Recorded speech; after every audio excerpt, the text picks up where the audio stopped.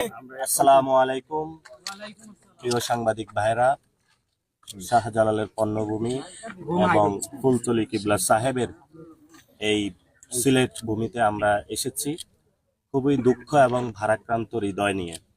মুজিব নামে 40 বছর বয়স্ক আমাদের এই বাংলাদেশি এক নাগরিক, যার কর্মসংস্থানের সুযোগ ছিল না, তার ফ্যামিলির জন্য মাছ ধরতে গিয়েছিল। সে মাছ ধরতে যাওয়াটায় তার জন্য কাল হয়ে গিয়েছিল। তাকে ভারতীয় একটা খুনি বাহিনী আছে, তার নাম হলো বিএসএফ। এই বিএসএফ হলো তাকে এসে গুলি করে তাকে হত্যা করা হয় এবং সাথে সাথে আরো 2 জনকে গুলি করা হয়।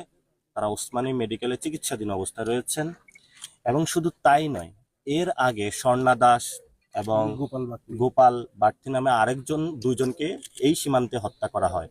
অর্থাৎ সীমান্তে যাদেরকে হত্যা করা হচ্ছে তাদের কোনো ধর্মীয় পরিচয় নাই। রাষ্ট্র ব্যবস্থা আছে, সেখানে আমাদের কতগুলো কাজ করতে হবে, তাহলে আমরা এই হত্যাযজ্ঞ থেকে বাঁচতে পারবো। প্রথম হলো আন্তর্জাতিক আদালতে ভারতকে খুনির কাঠগড়ায় দাঁড় করাতে হবে, যাতে আমরা বিচারটা বুঝে পাই যারা আমাদের খুন করা হয়েছে আমাদের নাগরিকদের। সাথে সাথে সরকার একটা উদ্যোগ নিয়েছে যে সীমান্তে কাঁটাতারের বেড়া নির্মাণ করবে। না, আমরা মনে করি যে শুধু সীমান্তে কাঁটাতারের বেড়া নির্মাণ করলে হবে না। আমরা যে এলাকায় এখন আছি এখানে ভালো একটা হাসপাতাল নাই, ভালো স্কুল কলেজ নাই, ভালো কর্মসংস্থানের অভাব নাই।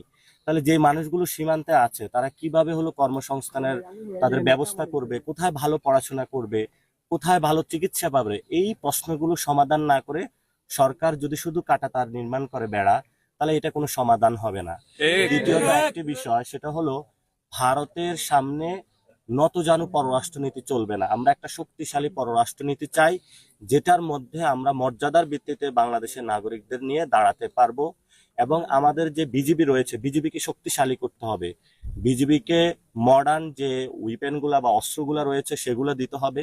তাদের পেট্রোলিং কারের ব্যবস্থা করতে হবে, তাদের সেখানে পেট্রোলিং হাউস নির্মাণ করতে হবে, তাদের বেতন কাঠামো বাড়াতে হবে এবং তাদের প্রতি যে পিলখানার যে একটি নির্মম হত্যাযজ্ঞ হয়েছে সেটার বিচার করতে হবে। তাহলে সীমান্তে আমরা একটি শক্তিশালী বাহিনী পাবো। এবং সাথে সাথে বাংলাদেশের সকলকে আমরা আহ্বান জানাচ্ছি যে আপনারা টিকতে পারবে না। আমরা 71-এ দেখিয়েছি, 47-এ দেখিয়েছি, 24-এ দেখিয়েছি। যদি ত্রিবেদী মনে করে যে ভারত এবং বাংলাদেশের আকাশ সমান, এটা সমান নয়। ভারতের আকাশ হলো খুনি সাম্রাজ্যের আকাশ, আর বাংলাদেশের যে আকাশ আছে এটা হলো মুসলিমদের আকাশ। ওইটা হলো জালেমদের আকাশ, এটা হলো মুসলিমদের আকাশ। এখানে একটি বেড়া রয়েছে, এক পাশে জালেম আর এক পাশে মুসলিম। আর উনি যেটা বলেছেন সেটা আমরা 47-এ সমাধান করেছি। আমরা বাংলাদেশ স্বাধীন রাষ্ট্র আছি। যদি বাংলাদেশের স্বাধীনতায় কেউ হস্তক্ষেপ করে তাহলে ভারতের স্বাধীনতাও থাকবে না, আমরা সেই প্রত্যাশা করি। কারণ আমরা মনে করি কোনো স্বাধীন রাষ্ট্র যদি কেউ অ্যাটাক করে বসে তাহলে সেই রাষ্ট্রের ভিতরেই অনেক রাষ্ট্রের উদ্ভব হবে বলে আমরা মনে করি।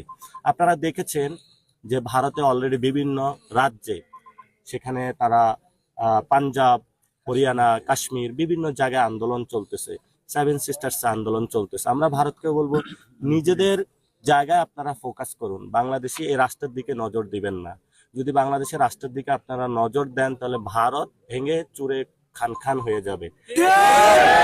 নিয়তি। আমরা আজকে এখানে এসেছি সীমান্তে যারা শহীদ হয়েছে, আমরা ইনশাআল্লাহ এনসিপি যখন ক্ষমতায় যাব সকল যারা শহীদ আছে তাদের ফ্যামিলিদের আমরা ক্ষতিপূরণ দিব এবং সকল কবর যেগুলো রয়েছে সেগুলোতে আমরা স্মৃতিপলক দিয়ে সেগুলোকে আমরা নির্মাণ করব।